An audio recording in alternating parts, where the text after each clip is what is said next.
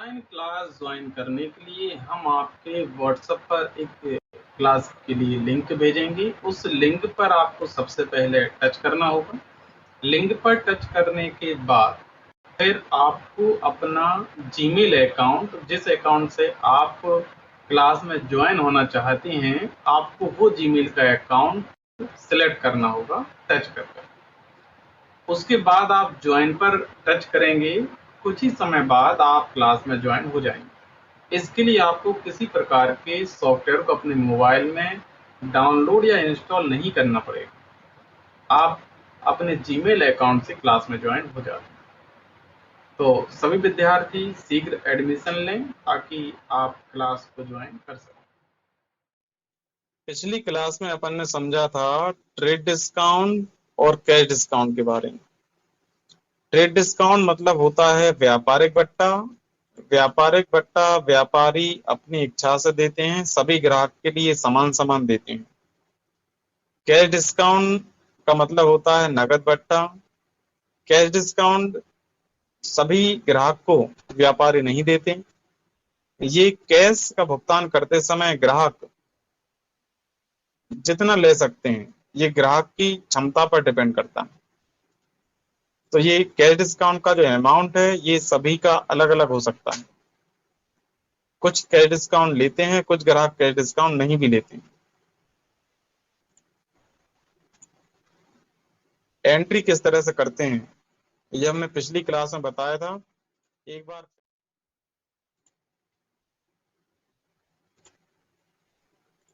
ये अपन ने पिछली क्लास में सीखा था।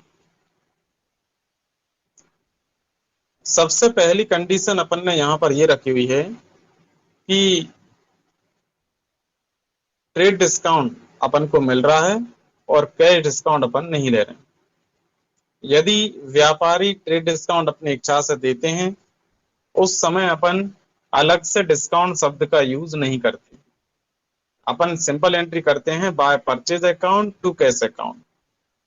और कितने का कीमत क्या थी सामान की, अपन उस कीमत में से ट्रेड डिस्काउंट माइनस करते हैं। जैसे 5,000 रुपए का सामान अपन को दुकानदार दे रहे हैं, 20% लेस कर दे रहे हैं, तो वो अपन से 20% लेस मतलब 1,000 रुपए माइनस करेंगे और 4,000 रुपए अपन से लेंगे। तो वो 4,000 रुपए अपन यहाँ पर लिख देते हैं। ये होता है ट्रेड डिस्काउंट वाली कंडीशन में। ट्रेड डिस्काउंट सबको मिलता है, समान समान व्यापारी सबको देते हैं, तो इसमें अलग से हमें डिस्काउंट नाम से एंट्री नहीं करना पड़ती। फिर अगली कंडीशन अपन ने यहाँ पर देखी थी जिसमें व्यापारी डिस्काउंट नहीं दे रहे थे। इस कंडीशन में जब व्यापारी डिस्काउंट नहीं दे रहे थे तो अपन ने डिस्काउंट लिया है, इस वजह से यहाँ पर अपन को कैश डिस्काउंट लिखना पड़ा। अपन ने व्यापारी से पूछा था, अपन एक और दूसरी दुकान पर गए थे, वहां पर अपन ने पूछा कितने का सामान है या आप हमें कितने में देंगे, तो उन्होंने कहा हम 5,000 में देंगे। अपन ने कहा कोई डिस्काउंट वगैरह, उन्होंने कहा कोई डिस्काउंट नहीं मिलता।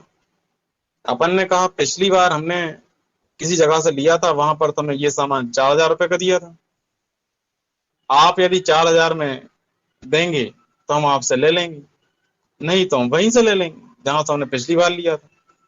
तो व्यापारी यदि 4,000 रुपए में देने के लिए तैयार हो जाते हैं, तो ऐसी स्थिति में 1,000 रुपए जो अमाउंट हमने कम करा लिया है वो कैश डिस्काउंट कहलाएगा। तो हमें अलग से डिस्काउंट लिखकर उसकी एंट्री करना पड़ती है, क्योंकि हमें व्यापारी ने या दुकान वाले ने हमें 5,000 रुपए कीमत बताई थी और व्यापारी की 5,000 कीमत बताने के बाद अपन ने कहा था कि हम तो 4,000 रुपए ही देंगे।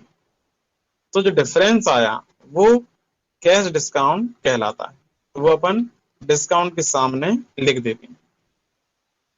तो ये कैश डिस्काउंट वाली कंडीशन हो गई। अपन ने अगली कंडीशन ऐसी देखी थी जिसमें डबल डिस्काउंट हो रहा है।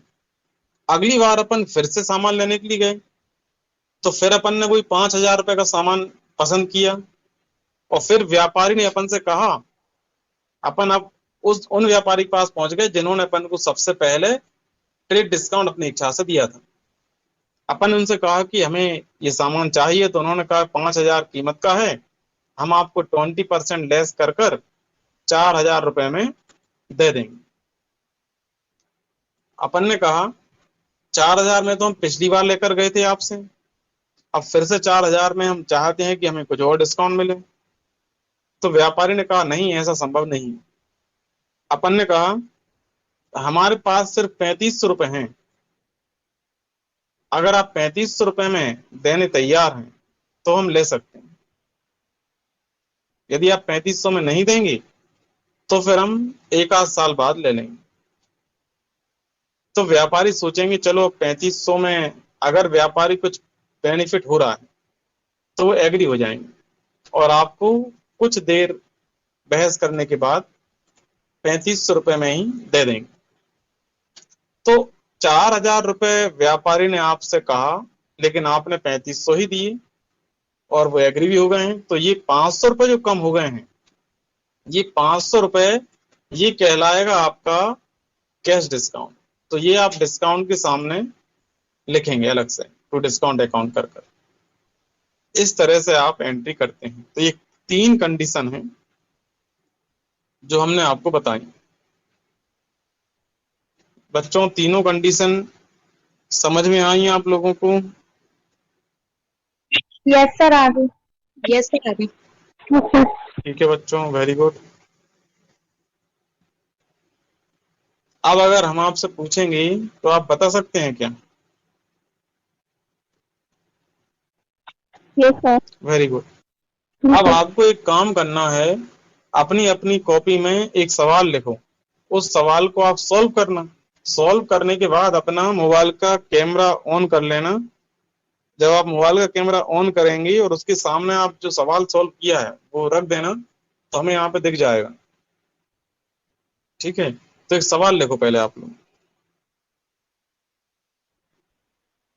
अच्छा, सवाल आप बताओ, रिकॉर्ड में सॉल्व करना चाहते हो या फिर हमें बोलकर बताना चाहते हो? आप बोलकर बता सकते हो क्या?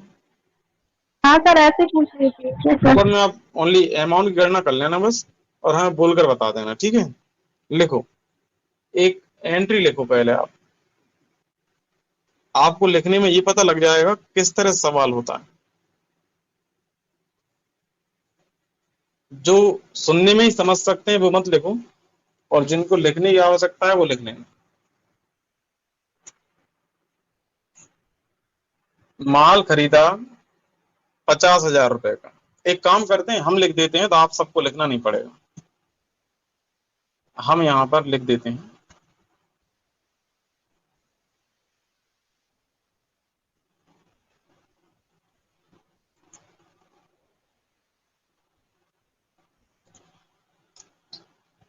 हमने लिखा है goods purchase. Goods purchase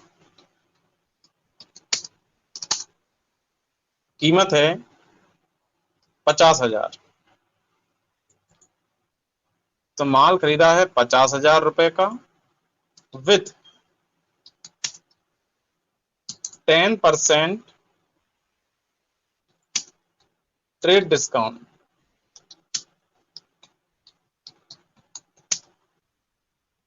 and 20% cash discount. तो देखो, गुड्स परचेज किया है, उसकी कीमत कितनी है? 50,000 रुपए कीमत है। इसमें 10% ट्रेड डिस्काउंट है, 20% अपन ने कैश डिस्काउंट ले लिया। अब आपको सबसे पहले तो एंट्री बताना है कि बाय में क्या लिखें और टू में क्या लिखें। सवाल आपके सामने आप स्क्रीन पर दिखाई दे रहा है। अब आप हमें बता सकते हैं कि बाय में क्या लिखें और टू में क्या लिखें।